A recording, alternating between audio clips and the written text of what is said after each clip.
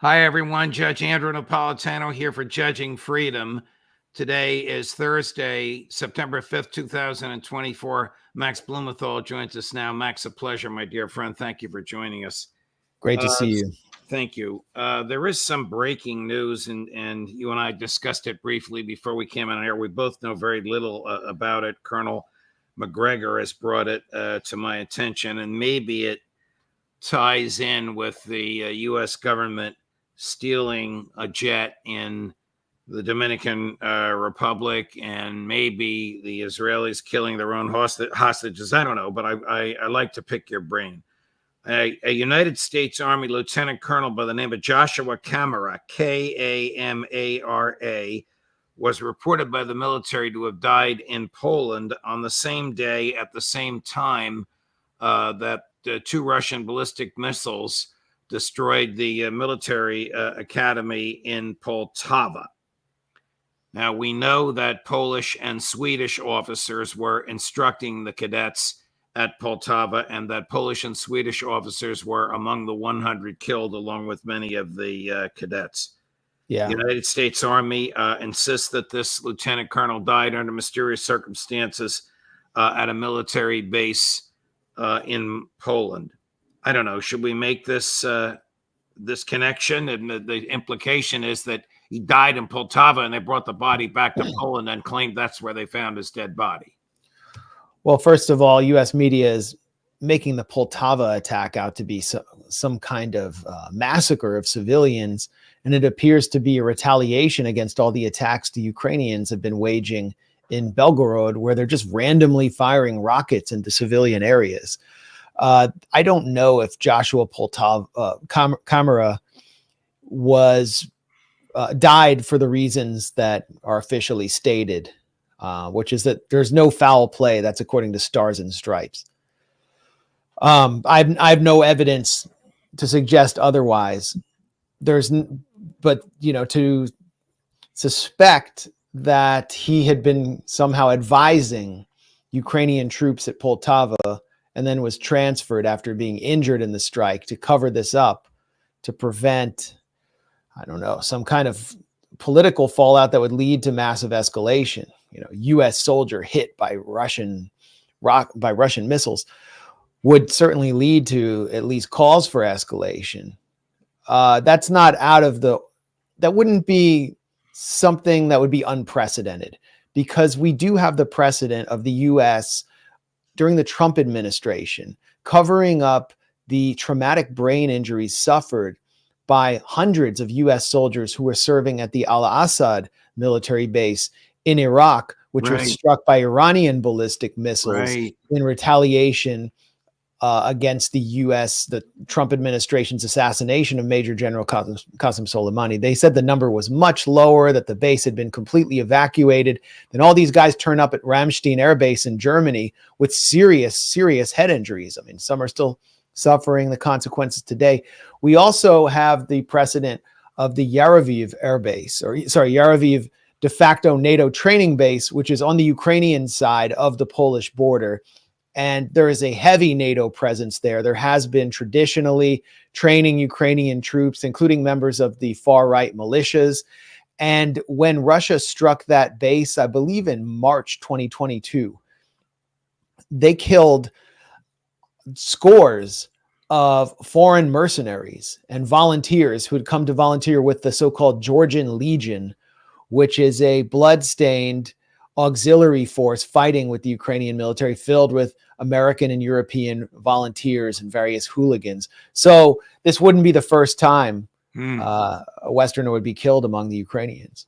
Do you think, talking about killing, I mean, is there evidence that the Israelis themselves killed the 6 hostages whose bodies were found a week ago and whose funerals caused tremendous demonstrations against Prime Minister Netanyahu? I don't think that's the case. The Israelis have killed over 40 of their own hostages, probably more, through the Hannibal Directive, or through simply just carpet bombing the Gaza Strip. One of the most famous hostages who was released thanks to a special forces undercover operation by the Israeli military, Noah Argamani, was actually nearly killed in an Israeli airstrike and had shrapnel in her head and was treated and saved by her Al-Qassam guards from Hamas. She recounted that actually in a hostage video, and the 2 hostages who were with her at the time were killed by the Israelis. She confirmed this after being released. Now, it's key to understanding why the 6 hostages were recently killed. The key to understanding it is how Argamani was released. She was released in the special forces operation where the Israelis disembarked from a humanitarian pier or onto the beach at Deir al-Balah in central Gaza, disguised as humanitarian aid workers, basically putting all NGOs and humanitarian workers under suspicion.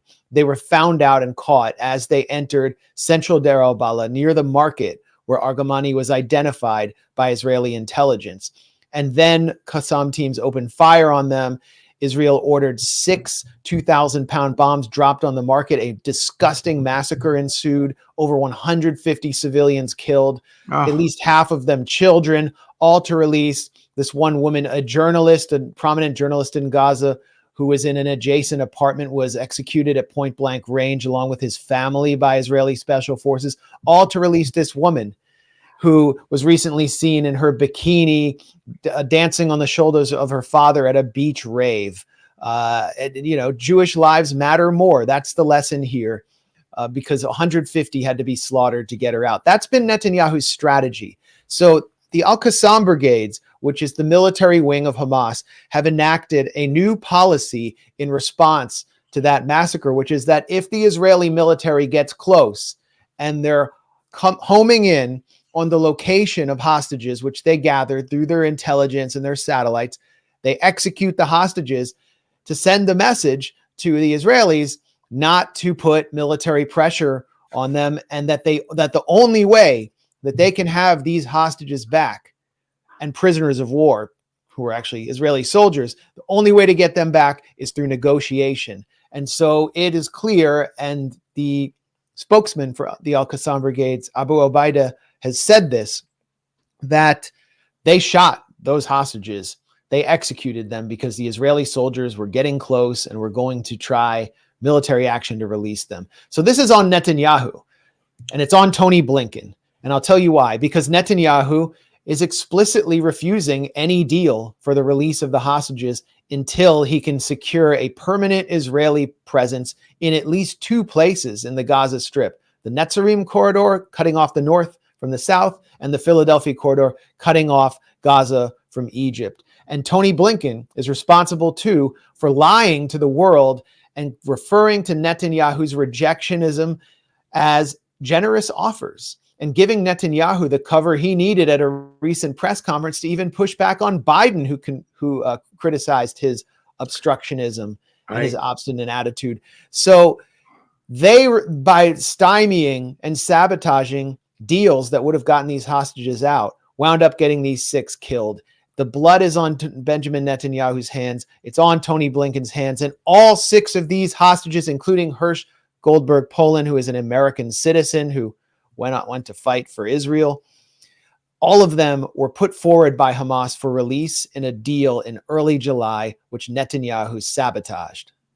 This is a Brilliant analysis, Max. And this follow-up will raise your blood pressure. Chris sought cut 15, followed immediately by cut 16.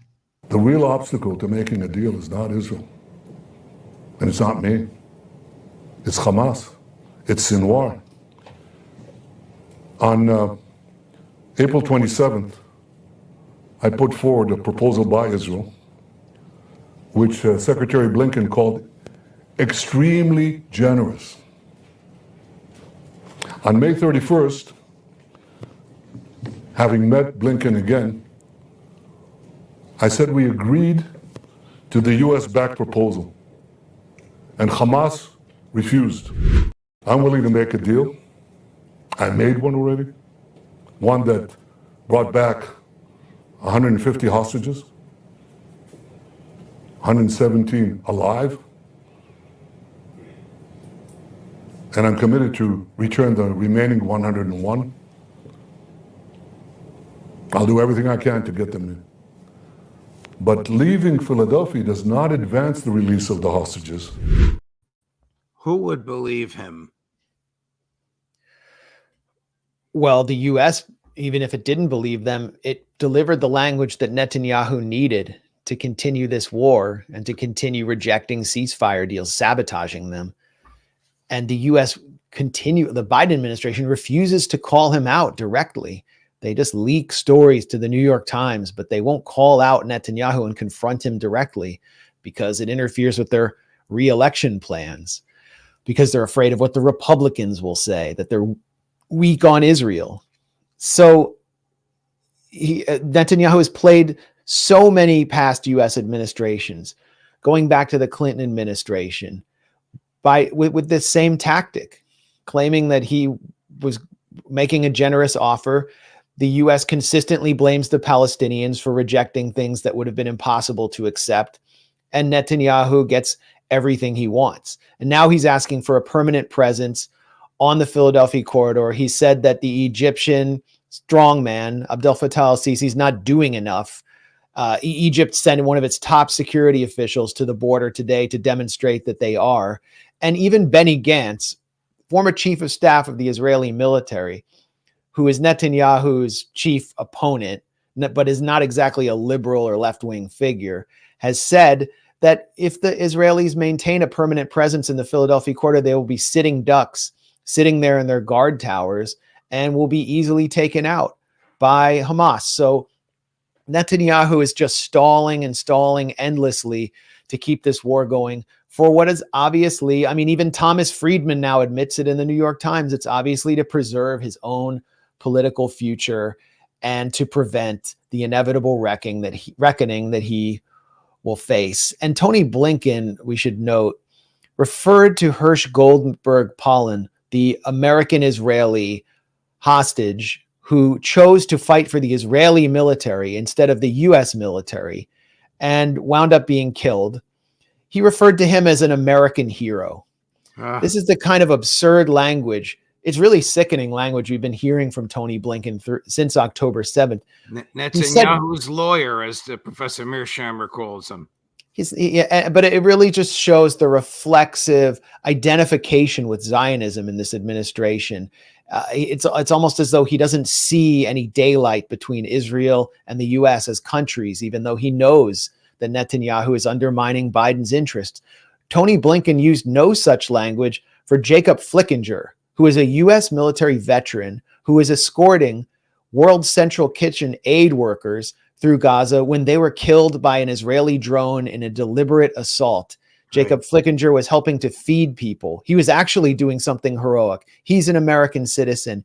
He had a young child back in the U.S. and a wife back in the U.S. And the administration said almost nothing about him. So this tells you everything we need to know about their priorities. And even though Netanyahu is clearly trying to elect Trump on behalf of, and because Trump and Netanyahu are united through Trump's top donor, Miriam Adelson, even in spite of that, the Biden administration continues to play Netanyahu's lawyer. I want to ask you about Benny Gantz, but before I do, here he is yesterday, very strong language about Netanyahu, but you tell me what kind of a prime minister he would make and if the policies would be different, the tone would, but cut number 6. Yesterday, the prime minister spoke gravely about various issues, and others were completely unacceptable and with no base. He will not really defend those hostages, that he will not bring the inhabitants of the North home. and he will not, in fact, attack Iran because they have nuclear weapons. It was not a surprise for me because when I sat in the war cabinet, he actually thwarted the reaching of an agreement. Does not surprise me because already at the beginning of the war, when I said we should continue wielding pressure on Han Yunis and Rafah, he did not. Even when we wanted to check the corridor in the Morag southern side without all those issues of the Philadelphia corridor, he refused. It does not surprise me that Netanyahu refused and is still refusing to bring the inhabitants of the North home with security. Can you explain?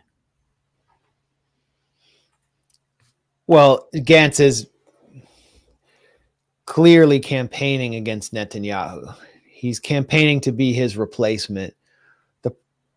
And he is holding Netanyahu responsible for probably the most immediate domestic political crisis Israel faces, which is that the north of the country is largely depopulated because Hezbollah is still active on the Lebanese border south of the Litani River. And Netanyahu has failed to provide a security blanket for them. So that's the main source of his criticism.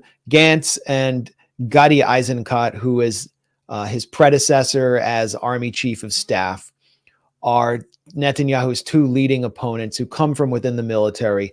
They're both the preferred successors to Netanyahu of the Biden administration, but they don't come from Likud.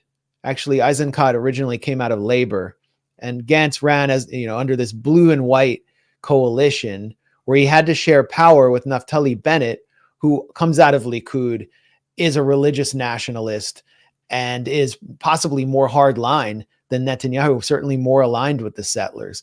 So there's no way that Benny Gantz could actually come in, replace Netanyahu, and usher in an immediate deal without major political instability sweeping the country. It would be seen as an American-controlled administration, especially if Kamala Harris wins. It would be a Kamala-controlled administration. They would face unbelievable amounts of opposition, not only from the settlers, but also from all of the institutions that the settlement and religious nationalist movement has infiltrated, which now includes the Israeli police, which are currently under the control of Itamar Ben-Gvir, who stood down, the police who stood down when settler fanatics raided the Beit Lid military base, in which soldiers were being put on trial for sodomizing Palestinian prisoners. And now those soldiers are not facing any charges. The hooligans were allowed to rampage through the base and the justice ministry.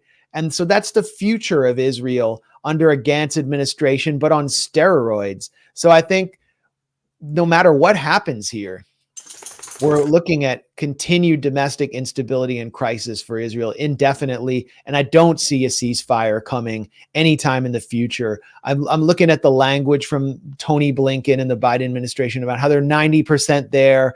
They use sports metaphors. We're in the red zone. We just need to run the ball into the end zone again and again and again. And it reminds me exactly of the kind of language that we heard during the phony, concocted Oslo peace process era, when all the U.S. was doing, besides playing Israel's lawyer, was buying Israel time to put more facts on the ground so that they didn't have to actually face their inevitable reckoning. A reckoning where if there was ever a Palestinian state, the civil war would have erupted much sooner inside Israel's pressure cooker of a society. I've asked you this before, but events keep happening very quickly. Is Israel on the verge of collapse? I don't think it's on the verge of collapse as a cohesive Jewish state, as long as the U.S. is dumping billions of dollars of weapons and into it, providing joint training. I mean, Israel has a blue water navy. It does have nuclear weapons, and it will, as we can see with Gaza, it will do whatever it thinks is necessary, including commit genocide, in order to preserve its demographic supremacy and its political supremacy over the indigenous population. But that doesn't mean that the kind of dream of Herzl of Israel as a bulwark of civilization against barbarism, basically a European implant in the colonized Middle East, the post-colonial Middle East, where countries are ravaged and poor, but Israel enjoys all of these tech investments, and Tel Aviv feels like a European city and it faces Berlin, and Israelis enjoy the summer in Europe and can come back.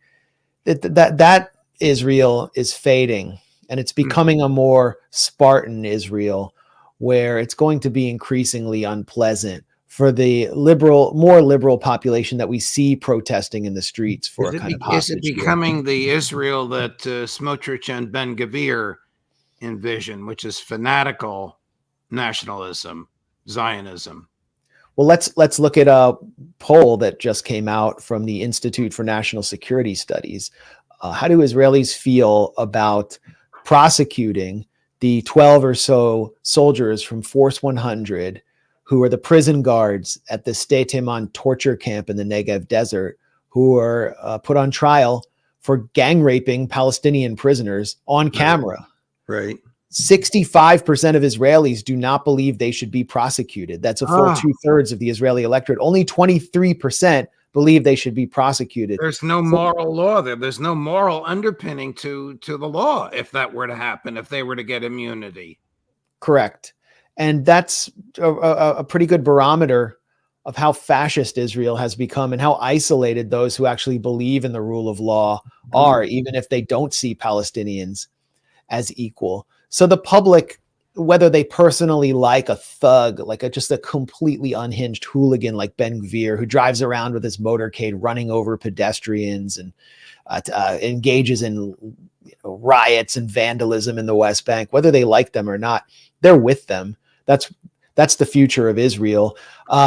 Really telling moment occurred on one of the most mainstream Israeli podcasts, one of the most popular ones. It's called Two Nice Jewish Boys.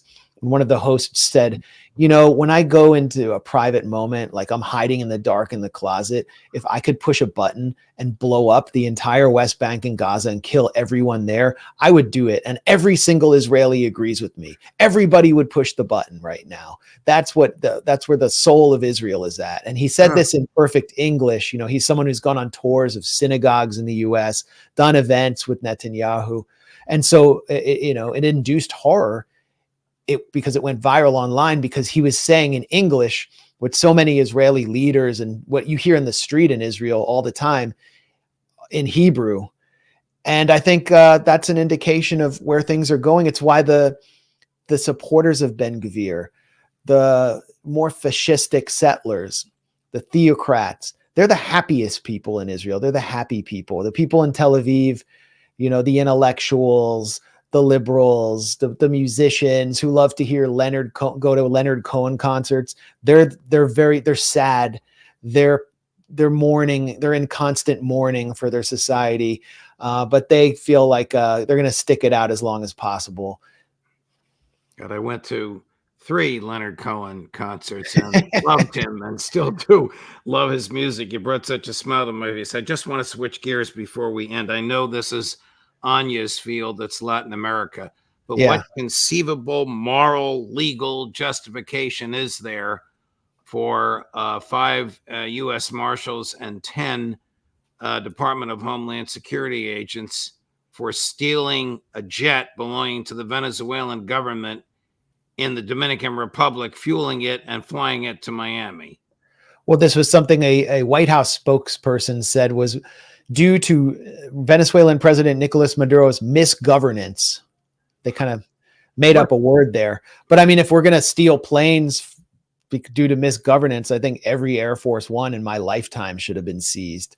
I mean, they're referring to Nicolas Maduro allegedly rigging the election against the U.S. puppet Edmundo Gonzalez, who is actually controlled by another U.S. puppet, Maria Corina Machado, who was disqualified. So this is retaliation for supposedly rigging an election. Well, our elections in the U.S. are completely clean and everyone trusts in them. So Right. it makes perfect sense that the US should be able to engage in piracy, literally hijacking a foreign leader's airplane, because we occupy the moral high ground in the US. And what they've done by stealing Maduro's plane under the most bogus justification that he violated sanctions because the plane was bought in the US. What they're doing was of a part with what the US has been doing to Venezuela for years and years and years. The US has essentially stolen Venezuela's most profitable foreign asset, which is Citgo, the oil company. They stole the state oil company through Juan Guaido by appointing a fake president and putting it under his control. The US has stolen numerous oil tankers belonging to Venezuela. The US has brought down Venezuela's electric grid on multiple occasions with electromagnetic pulse attacks. It has staged 2 military coups in Venezuela, and it's sanctioned the economy to death. Even the Washington Post has acknowledged that those sanctions are directly driving Venezuelan migration to the US by torpedoing their economy. So this is just one part of a wider scope of piracy that the US gangster government is conducting all across the world. They've stolen Iranian tankers as well. They just take the Iranian tankers and tow them, and they steal the oil and sell it on the open market. Just pure piracy. And this is all taking place while Tony Blinken runs around the world preaching about the rules-based order. Here's another example. I know I said I was going to finish after the theft of the jet, but I want to raise this with you. Another example of the violation of the rules-based order, and another example of theft. This theft is theft of the freedom of speech. Chris, cut number 9, immediately followed by cut number 10. The subject matter and content of many of the videos published by the company were often consistent with Russia's interest in amplifying U.S. domestic divisions in order to weaken U.S. opposition to core Russian interests, particularly its ongoing war in Ukraine. The company never disclosed to the influencers or to their millions of followers its ties to RT and the Russian government. Instead, the defendants and the company claimed that the company was sponsored by a private investor. But that private investor was a fictitious persona. The charges unsealed this morning do not represent the end of the investigation. It remains active and ongoing. What a disgrace from a former federal judge who took the same oath I did to preserve, protect, and defend the Constitution, which includes the First Amendment. Well, I don't know what the rules are. Biden in April signed a Republican-offered legislation opposed by a few Democratic progressives and Republican libertarians, but overwhelmingly enacted by Congress. That makes it a crime knowingly to help a foreign government spread misinformation. Basically, the government of the United States evaluating the content of speech, which is the very thing the First Amendment was written to prohibit. Right. This is Merrick Garland referring to a recent indictment of 2 Russian nationals who supposedly paid something like $10 million to through a series of shells to a company in Tennessee. I mean, just tell me if I'm getting the facts right. You got the facts right so far. Run by Lauren Chen, who is sort of like a far-right influencer, kind of came out of nowhere. I only recently heard about her a few months ago, and the company is called Tenet Media, and they're making these massive payments, like $400,000 to other right-wing influencers and commentators for very little content. And I don't think any of those commentators knew where the money was coming from. And when they would ask, Chen supposedly, I think according to this indictment, wasn't telling the truth. So, I mean, it's shady behavior. It's like you're setting yourself up when you're doing that, and it's not going out under the RT brand. I see a lot of people in the right wing Twitter commentariat wondering if RT had somehow been penetrated by U.S. intelligence, or there's some kind of conspiracy there to set people up for embarrassment, just getting these massive payments for very little content seems like a strange and not very strategic investment on the part of the Russians. And it's been pretty good probably good for the U.S. economy. I mean, maybe the State Department should want it, but I'm joking. It doesn't. Let me just say, it wouldn't surprise me if this was some kind of a setup. But either way, the question is, does it violate FARA? I think there are considerations here apart from the First Amendment. All right, my friend. Thank you very much. We covered the gamut. From theft of speech to theft of jets to theft of human life. But thank you very much for your time. As always, we'll look forward to being with you next week, Max. All right. Thanks a lot, Judge. Of course. Of course. Coming up tomorrow, Friday, at the end of the day, at the end of the week, at 3:00, the Intelligence Community Roundtable with Larry Johnson and Ray McGovern. Then at 4:00, a special Judging Freedom. Scott Ritter and yours truly on whatever happened to the freedom of speech. Judge Napolitano for Judging Freedom.